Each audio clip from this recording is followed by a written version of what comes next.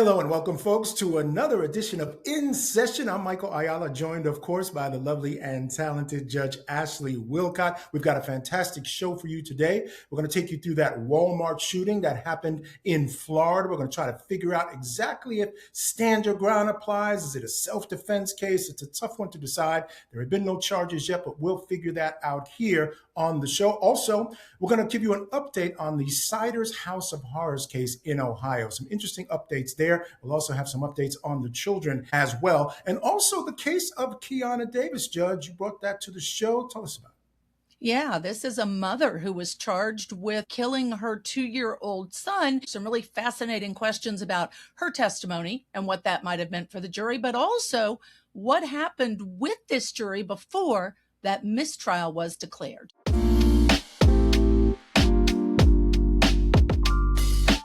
All right, so let's begin in Florida, right? We've got this case. It's out of North Lauderdale, Florida. It's a case, as I said, that's sort of been burning up the internet. A woman and a man, he's 62 years old. I think she's in her late 40s. They have not released her name yet, or at least it hasn't been released on the internet, which is shocking to me. But I haven't been able to find it. They are going to Walmart and they get into an issue over a parking space. Now, apparently the guy parks his car in a way that he wants to block her from ultimately getting in it. I'm not sure what his thought process was, but he leaves just enough space for her to slide in.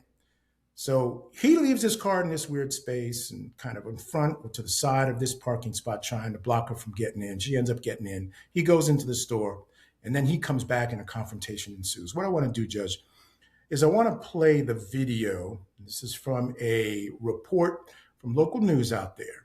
And let's watch it, and then we can begin to discuss what we see. So there's the woman. This is a little later in the confrontation, but I want to play it. Let's follow along, and then we'll talk.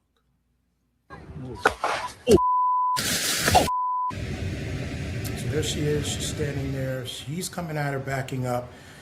The person next to him knows this is not a good situation, gets out of the way. He continues to go at her. She seems to be thinking about retreating, but doesn't quite retreat. Then he begins to walk away. And this is bystander video, by the way. And he decides to come back, and that's when the shooting happens. He goes down. Ultimately, he's taken to the hospital. He dies. She stays, Judge. And you see the cops show up about 2.5 minutes later, according to reports. And you see the cop there. She does not leave, does not flee. She stands there.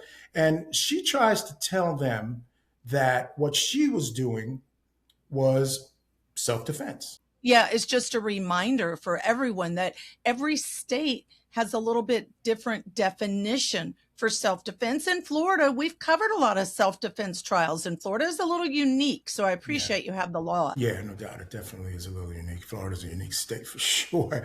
It says here on the Florida statute, you may use or threaten deadly force if you reasonably believe it is necessary to prevent imminent death, great bodily harm, or a forcible felony, provided you are not engaged in criminal activity and are in a place that you have a right to be. All right, Judge. So let's begin.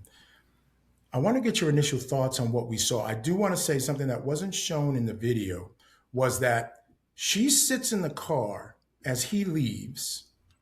And as he's coming back, she gets out of the car with her gun. Okay, so before there's any kind of confrontation, although there was one beforehand, he leaves. But as he comes back, before they begin the confrontation the second time around, she's out of the car, standing there with the gun. So whatever he said to her going away made her scared enough, or at least to bring the gun and take it out of the car. Okay, so your thoughts?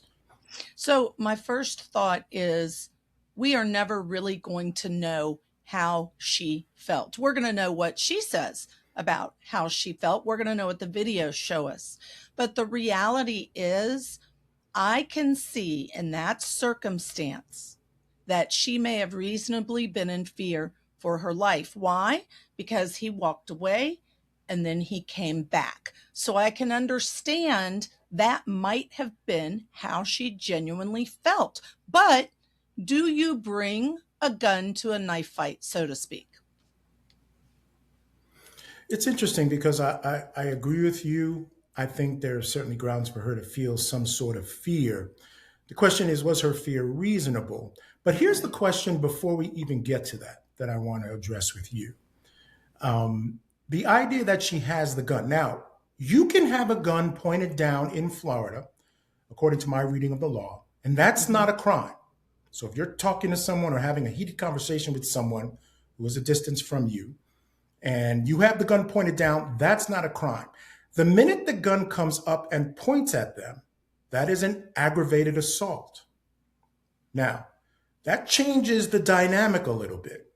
It doesn't require you to flee like in some states, but it does change the dynamic and changes the reasonableness of your actions under those circumstances. So, what do you think about this idea that at some point he comes at her and he starts walking towards her? Again, we don't know the words that are being said, but then the gun comes up and points at him. She's telling him a number of times, we can see her, and according to bystanders, to get away from her, leave her alone. He continues to come at her. We see her, and I mentioned it, she seems to be walking around, not leaving, because in her mind, I got a right to be here. I got this gun. You don't need to be coming at me anymore.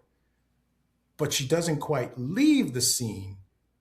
What do you make of it there? The idea that she has the gun, he's walking towards her, and she's trying to move away to get away from him, but doesn't quite do that.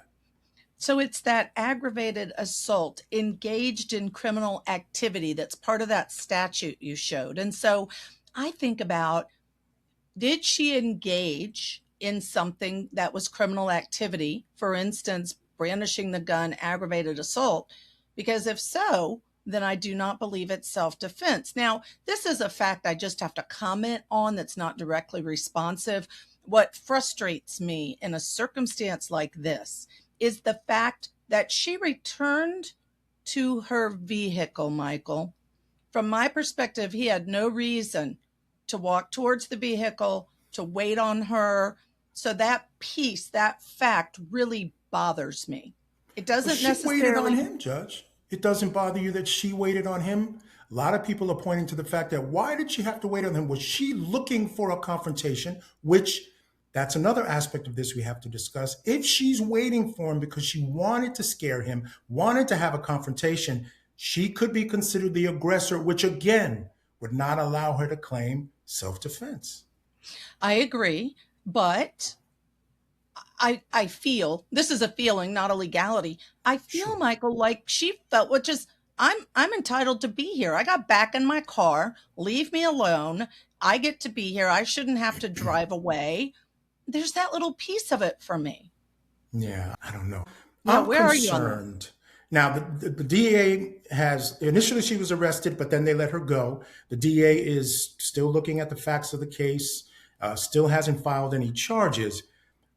What the part that bothers me the most, there are two parts that bother me the most. Number one, why are you sitting there waiting for him to come back? There's only one reason you're doing that, and that's to taunt or to confront, right? Why else are you sitting there waiting for him? Or are you sitting, I'm going to push back real quick. Provocation. Don't you think her being there is sort of a provocation? Because he's coming back to his car and he starts walking towards her car because she's in it. Yes, I can see it being provocation, but Michael, I think that we cannot presume or assume that she was in the car waiting on him. Maybe she was in the car waiting on him to go away, because I would do that. That's If fair. I were in some situation that was uncomfortable, I wouldn't necessarily think to leave depending on the circumstance. I may think, well, I can wait in my car till that person is gone, and then I'll go about my errands or whatever I need to do. So I think we can't assume, and that's the problem with this case. We can't assume she was sitting waiting for him. Maybe she was waiting for him to go away. Then why get out of the car as he comes back? That's the safest place for you. You've got a gun in the car, right? He comes back. Why are you getting out of the car? I think that's part of that courage you get because you have a gun, right? I agree. Why not just stay in the car? And if he wants to bang on a window, let him bang all day. Because if he does, then you have justification for doing what you need to do, because you absolutely don't have to go anywhere. If you're sitting in your car, that's your property. He can't be busting windows and doing those types of things. So that's why I question it. She gets out of the car as he's coming back. Let me read to you what the law in Florida says about this idea of having a gun and this aggravated assault. He said, if your gun display is objectively reasonable, which I think we both agree at some point it becomes objectively reasonable, right? Because Mm-hmm. he's, approaching her and she feels, I think it's fair to feel threatened at some point. We've got Sure. questions about her actions leading up to that, but once that happens, I think it's fair. You have no duty to retreat, understand your ground. So once she's outside the car, pulls her gun, that is an aggravated assault. But I think she's reasonable, objectively, as I look at it, in fearing that this guy continues to come at her, even with the gun. So his intentions might be to hurt her. Except she has the gun. At this point, there's no information in her mind that he has a gun. He's not holding a gun Mhm. where it's visible. So that reasonable fear, let's look at the next part of it, Michael. It has to be reasonable fear of imminent death, great bodily harm, or a forcible felony. If he doesn't have a tool on him, if he doesn't have a tire iron or a gun, is it reasonable to think that she actually feared great bodily harm or death? I think it's two things. Number one, as I looked up the law, I was wondering if it made a difference, the gender of the people involved. It The shouldn't. fact that it shouldn't, because the law is gender neutral. It's gender neutral, Exactly. but it does allow the jury or whomever to consider the fact that when we talk about her subjective fear or reasonable fear, that's a factor you have to take in. So I am considering the fact that he's a male, he's coming Mhm. at her, she's a female. Here's the other thing, and I call it the Kyle Rittenhouse effect. So you remember in the Kyle Rittenhouse case, he shot Joseph Rosenblum. And one of the arguments that they made was he was afraid that Joseph would take his gun. Now, it's a little different there because apparently, if you remember, Joseph had his hand on the gun. He And did. so it became much more of an argument that, hey, I was afraid for him taking my gun. I had to protect myself. But that's always a concern when there's guns involved, right? That as a woman, if you're not quite ready to pull the trigger, that gun can be taken from you and turned on you. So, what do you make of that aspect of it? I absolutely, as a woman, would be Mm-hmm. concerned about that because if I'm going to think about it being a male who approaches me, call me whatever you'd like, I believe the male's likely stronger than I am, right? There's that difference of size, of strength, and that threat. So I do think it could make a difference, the gender. And I would be afraid, what if he gets my gun? But on the other hand, he doesn't have any weapon. I wouldn't be pulling out a gun, but that's me. Yeah. Uh, Yeah, that the pulling out of the gun is problematic. But again, mhm, I feel like her fear might be reasonable under the sure. circumstances.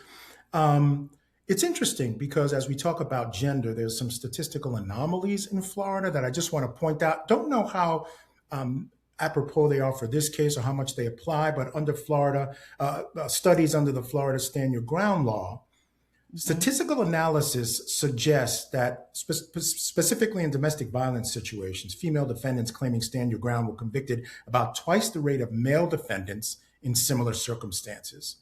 And advocacy groups say that women who are defending themselves in this situation where there's a size differential do not reflect sympathy. It doesn't reflect with the juries, meaning they convict them still at higher rates than men. I found that astonishing that they would not give leave to women. And it was interesting because I can remember back in the old court TV, we always talk about the fact that women seem to get more leeway from juries, especially in the sentencing aspect.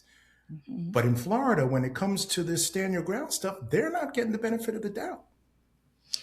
I'm thinking because I knew this was a statistic we were going to talk about, and I did a little research and a little digging because I wanted more. I wanted to know Mhm. what else might be a common denominator that we're missing, and I wasn't able to find one in my mind. Me I'm like, neither. yeah, women Yeah. should know better. I mean, that's not it, but it is a surprising statistic. But I will say Florida continues to surprise me in many ways in their criminal justice system, Michael. Yeah, no doubt about it. All right. The last aspect of the thing I want to discuss is the point that she shoots him. I think it goes in her favor because he begins to leave, then he starts to come back. One, I think, is fair in assuming, reasonable in assuming that if he's coming back again, that this time it's for real. And I want to point out another case that happened in Florida. This is Michael Drechka. It's a case that I've seen sort of held up to say that she should be charged. Michael Drechka was outside of a convenience store, Judge. He saw a woman parking in a handicapped spot. She wasn't handicapped, didn't have the sign or whatever. He decides to confront her. He's all in her face. The girl's boyfriend, Marquise McLaughlin, comes out, approaches the guy, pushes him to the ground. And there's video of it. This is a snapshot from the video. After he pushes him to the ground, he shoots him from the ground. He claimed stand your ground, self-defense. Ultimately, he was let go. A lot of hullabaloo because of race. He was white. The guy was black. They're saying, oh, white people can use stand your ground. Black people don't. Ultimately, he was charged. And he was charged with manslaughter. And he was ultimately convicted. And Judge, what happened here was, it turns out the prosecutor felt, according to the video, as you can see, McLaughlin, who's this guy standing, was beginning to turn away. Now, I don't have the full video, but he's beginning to turn away as you see this, and the guy's aiming at him and shoots him. And the prosecutor felt there was no more danger. The fear wasn't reasonable at that point and felt the shooting was not justified. So now, when we talk about this case, compare it to this woman where the guy is actually walking towards her, has not quite reached her, to that point hasn't done any physical harm to her. Again, don't know what he's saying, but he is coming at her for a second time. Do you see any congruency between these two cases? Yes, in this sense. The question becomes, has the danger passed? And so to your point, the taller gentleman, you can even see his feet. They believe danger had passed. With her, because she was in her vehicle, even if he's walking to the car, arguably, maybe the danger's passed because she's protected by the vehicle. She could drive away. She could back up. So I think there's an opportunity for that argument that, yes, the danger passed, even though he's approaching her in the vehicle. But in her mind, had the danger passed? Probably not. Judge, is there any leave to be given to the fact that she had the gun out for a good 2 minutes or so, pointing it at him, and he still decides to continue to go at her in various ways? Because, I look at it and I say, dude, the gun is being pointed at you. She's telling you leave her alone. What is going on in your mind on that particular day that you continue to confront the woman? Is there any legal aspect to that part of it to say, dude, she warned you many times, you kept coming at her? I think that adds to the reasonableness of her belief that she was under serious threat. I agree. I think it adds to the reasonableness. But the other thing we don't know is what she said and what he said. So she can be saying, get away. We don't know what he was saying. Maybe he was saying, I'm going to get your gun and kill you, or go ahead and try to shoot me. I'll pull my gun. We don't know what kind of threats he was making. Let's get a hug and hug it out. You could have been saying that. No, yeah, you're right. I mean, you are right. He could have been saying, listen, I'm not trying to cause an issue. I just want to have a conversation. Right. So I do think that could make a difference as to whether or not it was reasonable in her mind. I still struggle, though, even though she had the gun out, he chose to keep walking. The reason I think it's reasonable, she's in her car, he could have walked away, and there's no reason he had to keep approaching. And so in my mind, I would be scared. I would be. Yeah. If I were in that circumstance and I had a gun and I was showing it and the person continued to approach the car, male, stronger, bigger, I would be afraid. Yeah, I would agree. So ultimately, the DA is still looking at the case, not quite sure what he'll do. Charges or no charges, Judge? Yeah. I think, honestly, I think the public's going to put enough pressure that they are going to decide, just like we've debated both sides, that it's going to be up to a jury to make the decision. I think they're going to be charges of some kind. I do. Wow. I agree. I think there's enough factors that it's fair to say, let's let the community decide. The fact that she stayed in the car and waited for him. What was she waiting for? The fact that rather than just go away, she didn't go away. Where he decided not to go away. What was being said? The pointing of the gun. Does that put her in a position where she's had an aggravated assault? So that takes away her right to, claim self-defense. I think there's enough questions here that I probably think a prosecutor might say, let's just put this in front of a jury and see what the community has to say about this I whole do. thing. Which is But it won't unfortunate be a for murder charge in yeah. my mind. I think it'll be a manslaughter. Right. It'll be a charge, but not murder. I would hope so. I think if it's a murder charge, it would be an overcharge. I agree. I think it matches the other case enough that the manslaughter, I think, pretty much covers it. All right, so we'll wait and see. It's been a minute, so we'll have to wait and see. It should be coming down shortly as to what the prosecutor decides to do.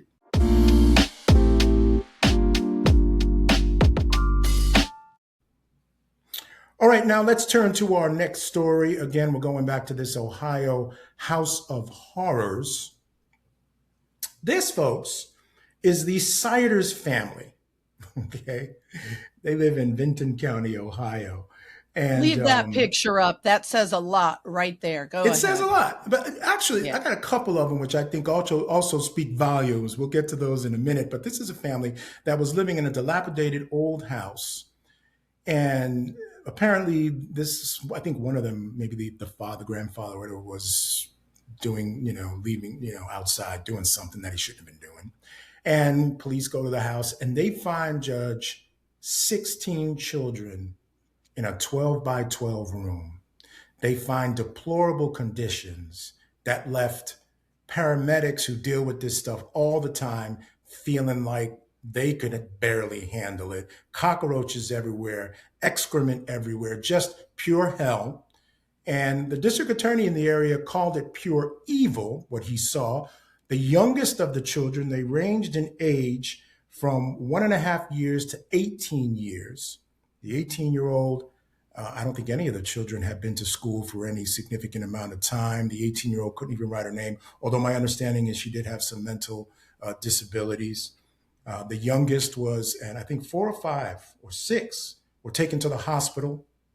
One of them was in critical condition, the youngest. And they were charged with 17 counts of child endangerment, which is a second-degree felony, 2 to 8 years, and of course, potential loss of custody. I think we're going to have more than 17 counts at the end of the day. But a couple other things I wanted to mention on this. It was just interesting to me as we talk about the history. This family moved around. And the irony is the police went to the home because one of the individual adults in the home, not one of the children, was urinating outside multiple occasions and had been reported. And that's why they went to the home. So isn't it ironic? You have a family that are hiding, my words, nobody else's, this many children in a 12 by 12 room that they're never let out of. They're not sent to school outside of the home. And yet they're caught with these children because he keeps going outside to urinate. Yeah, no question. And so what's interesting about it is, and let's take a look at the wife here. This is Elizabeth. Now, I don't know what's going on with her eyes. That could just be irritation. It could be drugs. We do not know any of those things right now. But the update that we have is that they've asked for gag orders, so they don't want any information coming out about them. We also know that they deliberately tried to stay under the radar by constantly moving and trying to stay away from the authorities. So they knew, or at least we talked about the fact that they knew that they were doing wrong, right? So that's an aspect we should certainly talk about. But the children have been placed in homes. Now, obviously, one foster home can't take all the children, but they will be placed. And apparently there will be, according to one of the officials out there, attempts for them to have group meetings so they can still sort of see each other. And this small county has put aside $1 million to help with their recovery. So I thought that was interesting. And the small county, as we've talked about, had to go to the state to get that money because there are 800 residents in this community. That is not a county that can support $1 million or treatment for 16 children. So the state had to step in and give monies. And here's the problem. I've been doing this a very long time, you know, as well as I do. $1 million sounds like a lot of money. It is not when you have the extent of injuries and trauma to these children. It is going to amount, in my opinion, to a whole lot more than $1 million to get these children what they need. Yeah, it's crazy. Let's look at a picture. This is a picture that was taken today. This is by one of the windows. I'm not sure what's going on there, Judge. My feeling is they wanted, I don't know if they came to the place and this is what it looked like, because they were probably squatters, Yeah. or they got junk and wanted to make it look like no one was living there so that no one would bother them and they could continue to live this way for whatever reason they were choosing to live this way. But that's incredible. That just looks like it's a junky house. And most of the people in the area that were interviewed in the stories that I saw were saying they just thought it was an empty house. They just thought it was an abandoned house and that no one was inside. And so living like that, I can't even imagine. And we both felt, why weren't there more serious charges? You've got a kid in critical condition. Why wasn't there attempted murder or murder charges here? And I just want to update folks on what's happening with that. So let me mention something first, Michael, sure. on these pictures. Mm-hmm. I think this is how these people live. I do. I firmly believe this is how they live. It doesn't bother them. Look at the way they look. Hygiene doesn't look as if it's a concern to them. There are people that live like this. There are people that, whether it's mental health, whether it's generational, they don't know any different, they don't know any better, they're lazy, whatever it is, this is how they were choosing to live. I have no doubt this is how they chose to live. The problem is they're adults. If they want to live like that, fine. That's their choice. You do not get to treat children the way they did. And I'm stymied as to why it's not attempted murder, especially given there's one still in critical condition. Yeah, it's interesting. And, she started having babies at 15. She got pregnant at 13, by the way. She got pregnant at 13. And then I just have to mention that at 15, her parents signed consent. They went from Ohio to West Virginia, where with parental consent, she could get married at 15. So after getting pregnant at 13, at 15, the parents signed consent for her to marry this older man. Yes, I was going to say that was approved by her parents. Now, again, I'm not judging people. You live in the situation you live in. If that's the decision you want to make for your child, it's not one I certainly wouldn't make. But, again, we're living different lives in these folks. So I won't judge them on that. But then she goes ahead, Judge, and has babies for the next, 10 years straight? She's having popping out a baby every single year. And still no one thought that, hey, we need to take a look at this person. Where are the other kids? Is this something that you want? Because I got to question whether this was something she wanted, or was she being, and a husband can certainly rape a wife. Was she being forced into this situation? I don't know. Well, there's some reports. One person reported they had seen her in a public place with him, the husband, and their report was they were uncomfortable at how he was treating her, that they viewed him as very controlling and grabbing her elbow and steering her along. And so I think arguably she's a victim.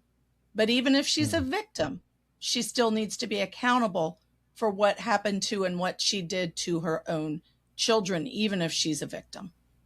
Well, you raise an excellent point. What if she is a victim? What if he was keeping her there? And I'm judge domestic violence. We've learned so much. This idea that, why didn't she just leave? No, we understand that there are psychological aspects to this. She has children there with him. I'm not even going to question why she didn't leave. But if we figure out that this was a situation where she was suffering from domestic violence, was in a situation that she could not get out of, do you still support charges against her and her culpability in what's happening in that home? I think it's twofold. Yes, she needs to have charges against her because there needs to be accountability, even if she's a victim. We both know in domestic violence, and other instances where people and children are victims, because she started at 13. So arguably she's been a victim for a very long time as a child. A lot of people say to me, I was a victim of pretty horrific things. And guess what? I don't perpetrate on others. I don't treat my children like that. So even if you're a victim, you need to be held accountable. Where I see it making a huge difference is her defense and whether or not maybe she would need to be in an inpatient facility versus a jail if convicted. Number two, if she's convicted, her sentence, because as a victim, she would need a whole lot of different stuff than someone who was not a victim. But I still think she needs charges and accountability. Judge, I struggle with the argument that, hey, I was a victim and I didn't do Mhm. this. I really do. I I don't like that forgot you've told me argument. this before. I Tell me told why. you this Tell me why. before. Well, I'll tell you Yeah. what. I mean, I use, buddies of mine who have gone away, who have been in the military, who have been involved in combat. And you can put two soldiers in the same situation, and one Hmm. gets terrible PTSD and cannot function. The other guy is affected, but is fine, can move through with his life, come home, be with his family. Situations affect each of us very differently. So I don't like that argument that one trauma for one person and the way they respond to it should then be applied to the next person who experiences similar trauma. We're all different and we experience that trauma differently. And it's incumbent upon the defense attorney to come in and prove these things, right? You can't just make the claim, well, I'm different. No, you got to make those claims. You got to be able to prove it, bring somebody in to explain the impact that domestic violence might have had on her, if in fact that's the case. But I do So not like take when it to people the say next one to the other. Mm-hmm, So take it to the next place for me, Michael, knowing that, mm-hmm, knowing your position, which is fair and reasonable. In this particular case, if, assume for a moment, she's been a victim since she was a young girl, and at 13 she gets pregnant, her parents force her to marry this older man, he's controlling domestic violence, et cetera, et cetera, et cetera, maybe wouldn't let her out of the house, maybe wouldn't even let her go down to her children, arguably, right? We don't know. But if that were the set of facts, do you believe she should still face charges? no, I honestly don't. And Wow. again, it depends. I need to know the Okay. level of the abuse. I need Hmm. to know some of the things that she's done. I need more information. But if there's enough, I completely support the idea that they use her to testify against the real monster, which Hmm. is whomever was putting her in that position. It's Wow. interesting because, Judge, another development was they went for their preliminary, actually, they went for their arraignment. They pled not guilty, Hmm. all four of them. As I said, Right. they asked for gag orders, the mother, Elizabeth, and Gary Siders Jr. There were some issues and questions about keeping the father because there's some health and mental health issues with him, the grandfather, and the mother, the grandmother. But all she said through her attorney was she wanted to get out to reunite with her children. Now, I don't know if that's play acting for the courts. I don't think it is. So there is some affection she has for these children and care for these children. What do you make of that? That's so crazy to me that she could allow that to happen to them, be in that home, or that's what was happening. I don't even want to say allow it. That's what was happening. She just wants to be with them. She wants to reunite with her children. So I have two thoughts. First is it makes it worse to me it happened because Mm. you have these expressed emotions for your own children, and yet you failed to protect them, even if a victim. You failed to protect them. You did. You failed to protect them, even if you're a victim. The second thing I want to say, Michael, is this, and I saw it frequently on the bench. We could have some of the most horrific, intentional physical abuse, sexual abuse of children. And almost every time the parents would come in and say, all I want is to reunite, to have my children. I love them. And so there's a disconnect. I think just because people, if she's found to have done it, but if people do horrific things to their children, you often find they still want their children, want to be with their children, express love and for their children, which is crazy, but it can be both. Fair enough. I would Mm. definitely go with it. The last thing that's sort of an update in the case is apparently they scoured social media. One would think with these folks trying to live the way they are, they wouldn't be on it. Apparently they were. This is Gary Lee Siders Jr. That's the husband of Elizabeth. And they're saying Elizabeth wrote on his Facebook this. This is Elizabeth. I don't want anyone putting pictures of me on Facebook. Everyone, if you have any pictures of me on here, please take them off. What do you make of it? This is my gut. So I don't want anyone to say she falsely reported. This is my gut. I'm suspicious as to whether or not that's actually Elizabeth. I really am. I think as a victim, which at some level, I think she was certainly a victim, I wouldn't be surprised if the husband said, hey, this is Elizabeth, because they moved place to place. They homeschooled. They did things to avoid detection and not get caught. Someone in that group of adults knew better, knew not to do those things to their kids. And if she's a victim, arguably he posted this, not her. Now, if she posted it, why? Why do you want to be avoided that much? Well, I would argue intent, that she knew they were doing something that was wrong with these children. Yeah, I think it's problematic for the defense's case. I think this is strong for the prosecution, because you talked about the idea that, well, what if there was mental health and all that? But the idea that they were moving to avoid detection, at least that's the claim right now. Again, that would have to be proven in court, but let's say that's the case. This helps with that intent. The idea that they wanted the children to be in this situation, they wanted to avoid detection, or whatever their reasons were. This helps with that idea that what they were doing was at least somewhat intentional. Now, the moving, and let me ask you this, Judge, the moving, the fact that they wanted to stay away from the public eye, is that show intent of wanting to put the children in danger? Or is that just intent that they don't want any connection with the public because they don't understand the lifestyle they're leading? So I'm just saying, as a defense attorney, I'm looking at that and saying, well, what is it intent of? What does it show intent of? Right.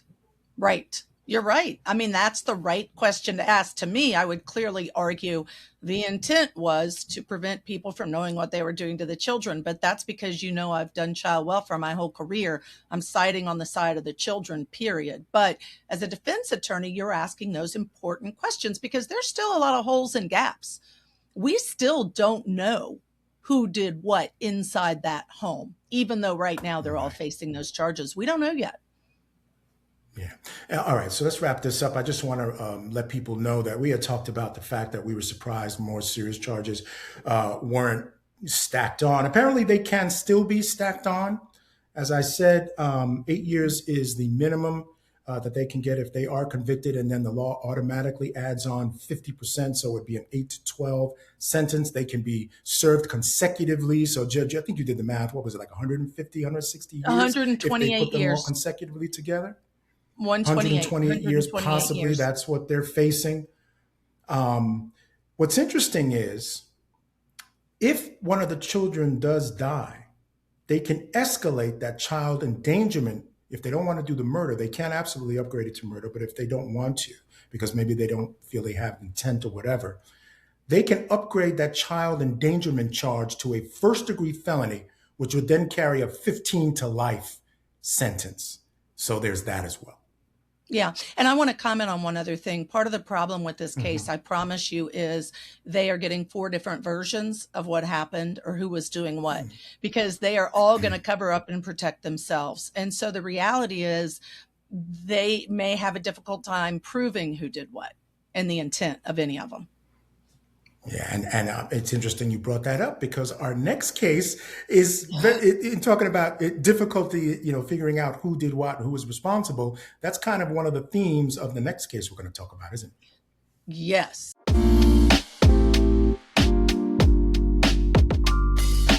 All right, let's talk about this trial here in the state of Georgia. Kianna Davis is a former Georgia teacher. And really, if you look into her background, she had good reviews. People liked her, good things to say about her. There she is. That's our Kianna Davis after she was arrested. She had a beautiful son, Carter Ambrose. I'd love for you to show us Carter, because all kids are beautiful, but he's adorable. He really is. He is a beautiful boy. In all the pictures I've seen, he's so cute and chubby cheeks and smiling and doing things and playing and dressed well and all these things, right? Well, she is accused, along with her boyfriend. The prosecution says that Kianna Davis and her then boyfriend, Keon Benton, fatally beat Carter, including severe injuries internally and a lacerated liver. Now, I can tell you from experts in cases I used to handle, a lacerated liver on a 2-year-old is very difficult to accomplish. And so they said that these two killed this child. So Davis goes on. She's being tried first. The former boyfriend's not yet been tried for his charges. She has 7 charges against her. Now, this includes malice murder, felony murder, aggravated assault. Oh, Michael, you're a great producer as well as a great legal analyst and attorney, because look at this. There the 7 charges are. We also have the aggravated assault, the second degree murder, the cruelty to children in the second degree. She's faced all these charges. She goes to trial on all 7 charges. And on July 17th, the judge declared a mistrial. I agree with the judge having to do that. But the point is, hung jury on all 7 charges, a mistrial. I'm astounded, but let's break it down some. The boyfriend, the then boyfriend, is the one, Keon Benton, who took the child to the pediatrician. Mom was at work and said, he's sick, not doing well, doesn't feel well. I'm going to take him to the pediatrician. He then was hospitalized and died as a result of these injuries. So the mother was not with the child when he went to the pediatrician, right? But yet, mother testifies. And I want to talk about this angle. How did her testimony affect the jury? Mistrial on all 7 charges. And Michael, I want to talk about what you think of her testimony. And part of what surprised me about her testimony was that she testified, number one, and these are quotes directly from her testimony. And part of the reason we're not showing you the video of her testimony is because I don't know if this was strategy or not, Michael, but I timed it. In between each question on direct by her attorney, they would wait 15 to 24 seconds before asking the next question, almost every time. Now, I don't know if that's just a habit of the defense attorney or if it was strategy to keep it calm and believable to the jury. So I want you to weigh in on that in just a moment. But first, here's one of the questions.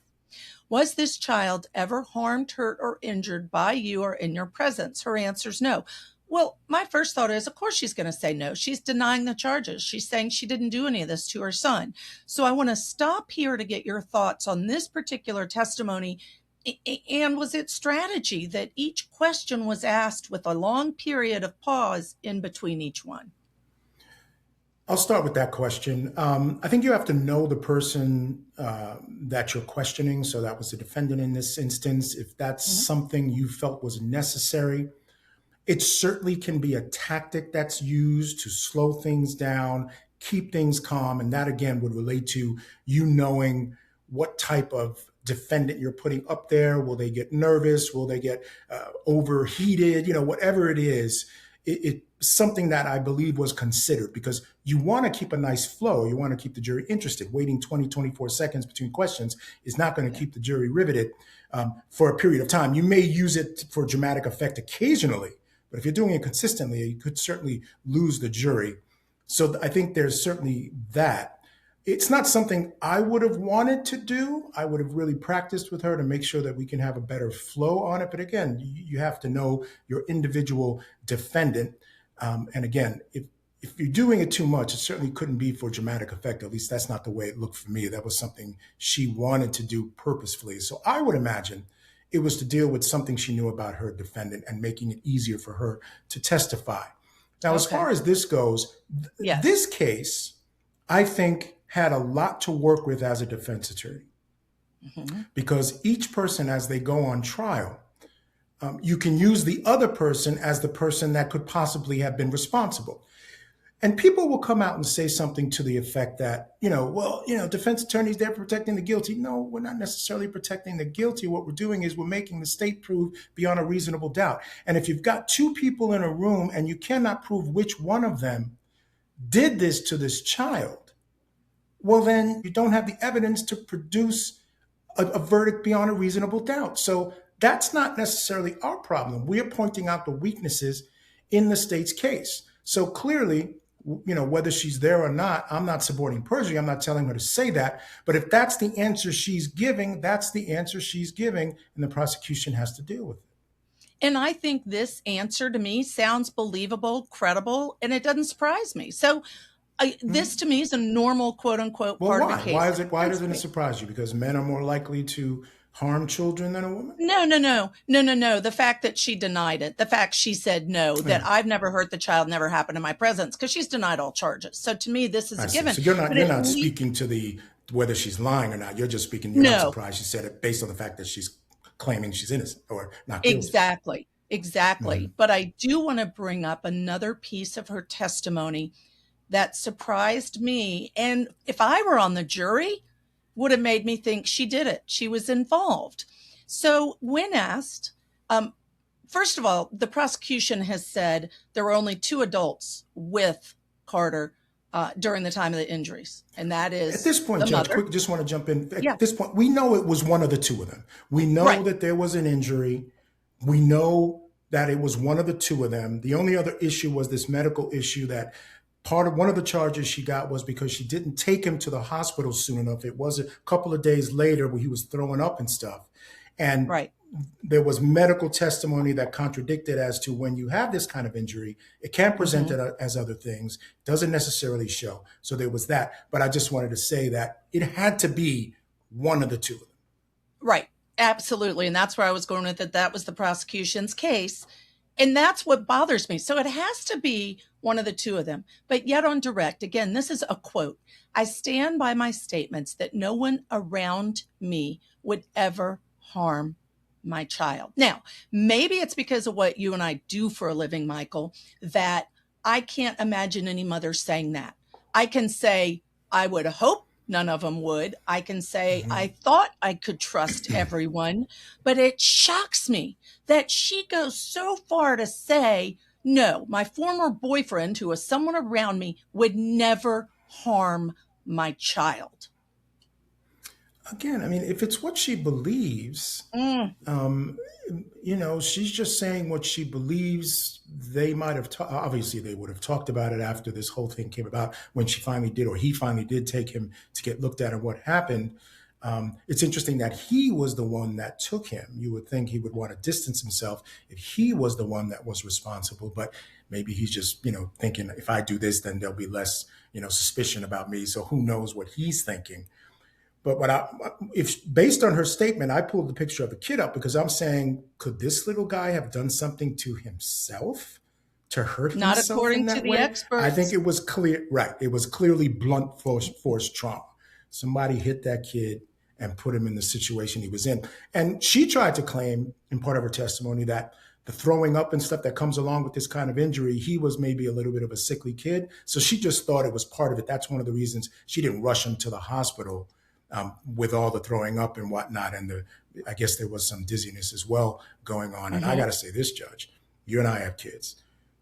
They could be doing it every day. And if they send me home every day, I'm going back to the hospital every day. If they're throwing up, I'm not saying you're just a sickly kid and you're throwing up and dizzy, I'm not going to take you. No, I'm going back if I have to. So, but again, everybody parents different. But here's the problem I have, Michael.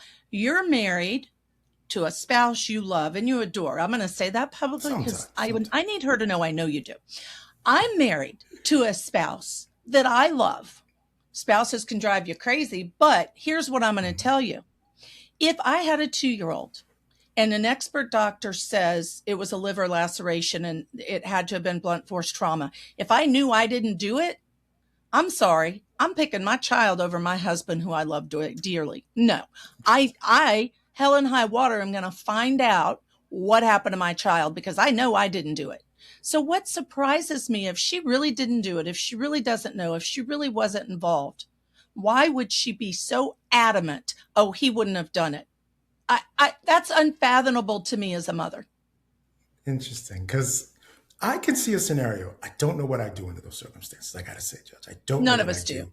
Fair. I can see a scenario where I want to I understand how the system works, right? We do, we both know. And I would want to have a solid front with my spouse because I don't want my spouse turning on me. And I think we stand better together. So I might, it certainly would be something I would consider. Not sure again what I would do, but it doesn't surprise me that someone would consider that a good choice for them under these circumstances. And it was effective. I mean, there was a mistrial. So let's take it when prosecutors then decided to push that point. They really wanted to press her that fatal injuries had to have happened when Carter was with either her or her former boyfriend, Benton. And let's look at this cross-examination. The prosecution asks, who would have done it if the only two people are you, former boyfriend, and him, he and you? Her response, that's a good question. That's it. Now, if I'm on the jury and I hear these things, I will tell you, I would think, wow, she must have been involved. I would, Michael. And the jury, No, some of the jurors thought that. Hearing that, I'd convict her. I'd say she's covering for somebody. She clearly was involved. And this bothers me more than the other ones, probably, Oh, why? Tell me why. Why? Because this one has a clear answer. Because if you didn't do it and we know it was done, then who else could have done it if only two people are there? If you have an honest answer, you said, I would have guessed Benton. But again, I would have said Benton. But again, as you know, I don't feel like he's that kind of person. So I'm just as mixed up as you are. But this seems cold and callous to me. There's something about the way this is phrased by Kianna. And I saw the testimony myself. There was something about it. Just saw a quick picture of her on the stand. There's just something about her that just struck me as wrong during that section. And I felt like, you're not, I didn't trust her. And that, again, I would have the right to then as a juror say, I don't believe her testimony. And because of that answer, it would have put me in a position where I'm not believing her testimony. And that would have put me in a position where I might have convicted her. But let's get to the jury. Yes. I want to put those charges back up. Please. And it was interesting. Yeah, talk about this. So quickly, I'm showing you the charges as we talked about earlier. The numbers on the side are the way the jury broke down. As the judge mentioned, this case ended up with a hung jury. They couldn't come to a conclusion on any of the charges. The numbers you see, the number on I guess it would be on your left, the lower number 3 and 9 on the first one. The 3 is guilty, the 9 is not guilty. So malice murder didn't seem to have quite, a lot of votes on guilty. Felony murder, which with the aggravated assault, if they believe that she had assaulted him in some way, then if the baby died, which she did, felony murder would apply. So they obviously didn't believe from a 4 to 8 count that she committed that aggravated assault or hadn't been proven. And then you go down the line and you look at the felony murder that was 1 to 11. Now, cruelty to children, they got as far as 11 to 1, but let's start there as to where the problem came in with this jury. And we don't always know where the problem is, but in this case, they sent out notes. And this first note said, we have one juror who says she isn't open to discussion. She said she will not change her mind in a million years. What insight to what a jury is experiencing. And then note 2, because shortly after that, a different juror sent out a separate note to the court saying, I'm being harassed by the foreperson about her note. Wow. So one person upset the apple cart, but it wasn't just that one person, other than that one charge, that couldn't agree on the charges, Michael. Yeah, now you're a judge. And it's interesting because we had this before in a couple of cases that we had on court TV where there was some infighting going on and jurors putting notes. I don't feel safe. This one's saying that. This one is saying that. But what do you do when you have a juror? I mean, they have a duty. And help me with this. What is their duty? When she says she will not change her mind in a million years, do they have a duty to keep an open mind? They're told to keep an open mind, to discuss. They're given an Allen charge that says, go back and try to figure something out. Juries often compromise under these circumstances. That's not beyond the realm of what could or should happen in a deliberating room. What do you do with someone who's sitting there saying they've made up their mind, they're not going to change it in a million years? Well, first of all, so the judge did do the Allen charge. But second of all, Michael, you can't control that as a judge. You can bring the jury back in you can instruct them, as the Allen charge does, that you have to make that.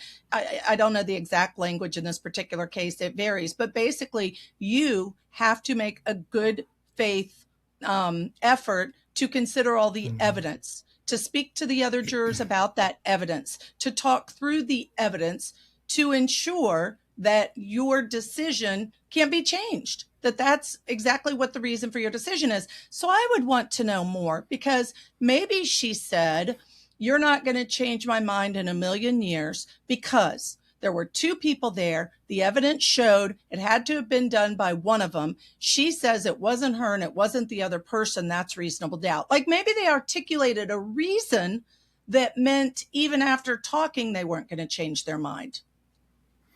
Yeah, it's a tough one because if you've heard the evidence and you have a conviction about what they say to you,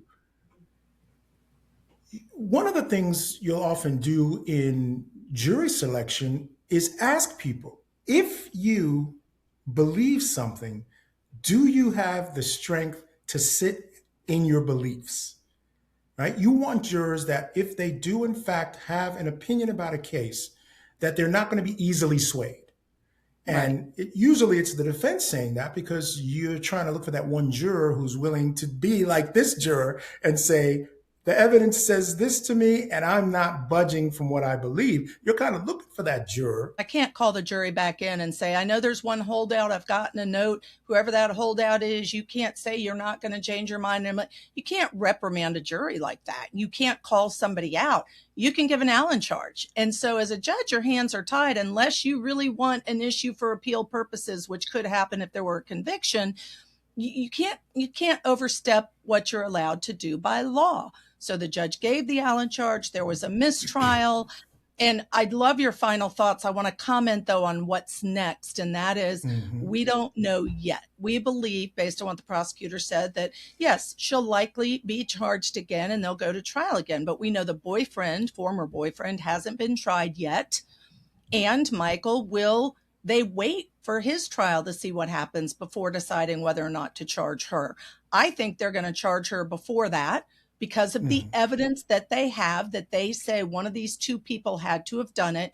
I think they're going to charge her again. Yeah, I agree. I think she was fighting to leave the jurisdiction for bond, and they don't want her to leave the jurisdiction. So I think they clearly plan to charge her again. I think that I think it's going to happen quickly. Charges against her, I think, are going to happen quickly. That's why they had all 7 charges, to your point. Even if they don't know who did it, some of those charges are still applicable and I think could be proven by the evidence they have. It's a process, yeah. So three great cases. We'll continue to follow those cases, folks. Keep you updated on the Siders case. Of course, we'll let you know if there's ever any charges against that woman in the Walmart parking lot. Of course, we'll let you know if anything happens with Kianna Davis as well. Before we let everybody go, Judge, got a little bit of family corner I want to throw at you to see. I'm always going to you for a little bit of advice.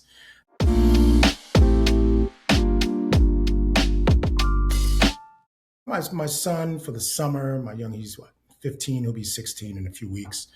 And basically, for a lot of the summer, he's spent time in his room, and he loves being in there, and he's Mm-hmm. on his phone a lot of the time. And I've felt a little guilty because I've been busy, and I feel like for at least this summer, this phone has been raising my son. It's one of those things you feel as a parent. And I've been concerned about his phone usage, but I don't want to. I've been reluctant to cut it off because he's so connected to it and his friends and whatnot. But we went to the World Cup game in the park. We watched it on the big screen in the park. We're hanging out. We're having a great time. There's music, there's food. And it was a great game. And at the very end, it actually wasn't a great game, but it became good at the end where there was a lot of drama in overtime. And he's a huge soccer boy. He loves soccer. But towards the end of the game, I'm watching him. I look over at him, and he's sort of playing some game. He's not even paying attention to the game. People are standing because it's coming to the end. Who's going to win? Finally, Argentina's getting some shots. And I look over and I say, man, he's looking at his phone. And I just said, you know what? To me, it looked like a little bit of a tipping point in that maybe there's an addiction there that I need to be more concerned with. So I just wanted to get your thoughts. Do you think should I start thinking about this in a different way and limiting that phone use to kind of bring them back, especially as school is approaching in a couple of Yeah. weeks? I have so many thoughts. So the first is it's funny to me it was on the phone at that point because I'm not a huge soccer fan because I don't know enough about it. But the end of the game's what I couldn't turn away from because to your point, it was the most Exactly. exciting. It was crazy in the overtime when it's 0-0 and then Argentina crazy, right? And so for me, that's a time a kid wouldn't be on a phone. But I'm going to say this, you and I are both family people. I know the value and time and dedication you put into your family. Your family comes first. And Mm, he is not a child who is on his phone all the time. During the year, he's very scheduled by his choice with soccer because he plays on mhm. different teams and it takes all of his time. He's very active. He's very good. You may not say that, but I can. He's very good at it. So I think that if he were on his phone like this year round, I'd say, oh, Michael, maybe he needs to do some other things. When he has downtime, and sometimes it can be too much downtime because the sport's not in season, I think they fall to their phones. And so for me, it was always, how can I limit it to the extent I feel better? And it was always family time. I started because at this age, this is when kids do it the most, in my opinion. At that Yeah. age is when we'd start saying, you can't take your phone on this family outing. You can't have it then. Of course, they didn't love our family outings, but I didn't care. I was like, the memories are more important. So we actually had to do that. And then as each of my children turned 18, 19, I saw the natural change to less dependence on the phone. So I think Yeah. this is a natural occurrence. And I Mhm. think I know you well enough to know now that it's in your mind, you're going to say, how can I limit it without cutting him off? Because that's how they socially engage, but yet limit it so I don't feel like it's too much. Yeah, and I agree. I think part of my thought process in not wanting to limit it as much is exactly as you said. He is so scheduled. He plays soccer probably 8 to 9 months of the year. Mhm. And so this is a time where, and I'm talking about, you play high school soccer, he's got practices at 5 in the morning, so it's a lot and he's very dedicated and he It's a does what he lot. has to do, never gives you any problems. So I just feel like giving him a little bit more leeway in the summer is okay. It's something that I feel like I'll need to keep an eye on and watch Mhm. because as school comes back, I want to make sure that it doesn't carry over into the school year. In previous years, it hadn't been a tremendous problem. I was starting to see it being a little bit of a problem towards the end of last year, but again, it was Yeah, because he getting was towards the end of the bored, year. restless, Yeah, of course. exactly. Things weren't as going as well. But to your point, I have an older son as well, and he also was very dependent on his phone. He also had ADHD, so that was part of it. But um, he has pulled away from the phone now, and friends going out and doing other things are more important to him. So we as parents, I know in the past, especially when my first son, right, everything takes on this huge importance as it's happening. But you begin to realize that you got to give things time and space. And if you've done a good job with your kids, you spend time with them and you raise them well, things like that work themselves out. So I'm gonna step back, keep an eye on it, and see how it kind of works out. But if the red light is on, so I'll just put it that way. The warning signs have been sent up, and I'm going to keep an eye on But that's the most important thing as a parent is that you are present enough to see the it. Hmm. signs, to then Yes. watch, to then act. And that to me is the best thing you can do as a parent is notice what your kids are doing.